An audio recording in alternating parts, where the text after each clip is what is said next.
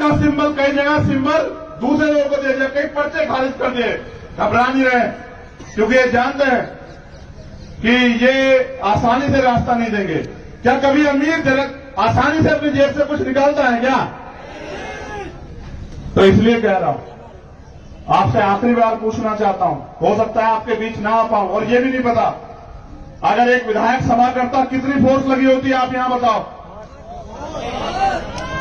ये मेरे पुलिस के 3, 3, 6, 3, 9, 10, 11, 15 भाई लगाए, और वो भी बेचारे वहां खड़े हैं, कह रहे हैं कि सभा सुबह करके चला जाएगा। छोड़ दो, यहां इस भीड़ में कोई भी जिस तरह के हालात हैं कोई नुकसान पहुंचा सकता है, लेकिन तुम्हारी जिंदगी से किसी को फर्क नहीं पड़ता है। तुम मरो या जीव से कोई फर्क नहीं पड़ता है। ये जिम्मेदारी तुम्हारी है। तुम ये सोचते हो ये बेचारे रक्षा करेंगे, तुम्हें करनी है रक्षा। अगर तुम चाहते हो चंद्रशेखर आजाद जिए, तो अपने आप बनो सिपाही, अपने आप लो ये बागडोर हाथ में संभालो।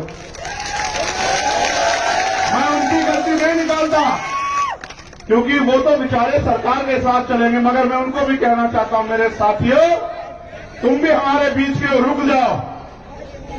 इधर जब हमारे विधायक जीत के आएंगे और हमारे जरिए सरकार बनेगी, उस दिन मैं तुमसे बात करूंगा, याद रखो, चिंता मत करो, समय बदलेगा। ऐसा थोड़ा है कि लोकतंत्र में हमेशा कमजोर रहेंगे हम लोग, कमजोर रहोगे। ये लोकतंत्र है, कमजोर नहीं रहेंगे। जिस दिन ये ताकत हो, ये कमजोर अपनी ताकत समझ गए और इकट्ठे हो गए, जैसी एकता आज यहां दिख रही है।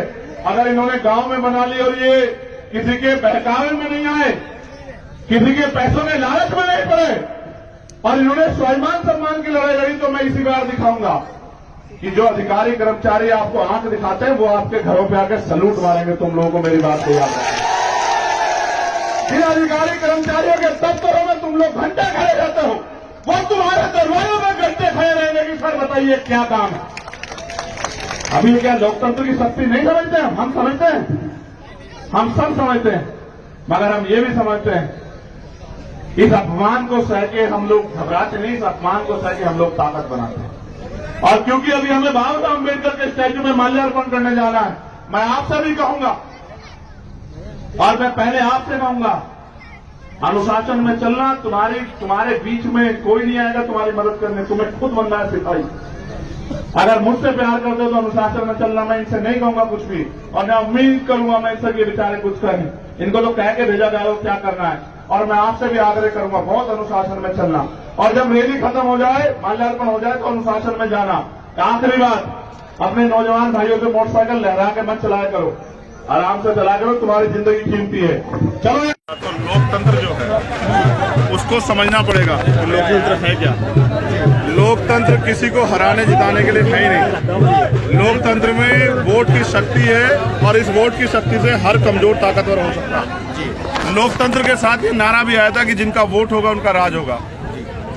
वोट मध्य प्रदेश में 85% कमजोर वर्गों के पास है, लेकिन उनके पास वोट होते भी उनकी हैसियत, राजनीतिक हैसियत क्या है, उनकी आर्थिक हैसियत क्या है, उनकी सामाजिक हैसियत क्या है, इसका उदाहरण आपको मध्य प्रदेश में मिल जाएगा। आजाद साहब क्या कहेंगे? 52% ओबीसी को 27% आरक्षण पूरा नहीं मिलता, और जाति धर्म के नाम पे जो अन्याय होता है, जातिवाद होता है, भेदभाव होता है, हत्याएं होती है, महिलाओं से रेप, तमाम तरह की मुसीबतें आती हैं, और जो उनकी आवाज उठा उनको जेल भेजा जाता है, ये मध्य प्रदेश सरकारों ने दिया।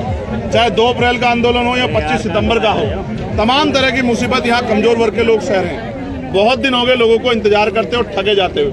अब लोगों ने ठगना बंद कर दिया, इसलिए पिछले 6 साल से भीम आर्मी यहाँ सड़कों मेहनत कर रही है। उस मेहनत से आजाद समाज पार्टी तत्कालिक रूप से आगे बढ़ रही है, और आने वाले कल में विधानसभा चुनाव में, केतली चुनाव पे लोग वोट देके आजाद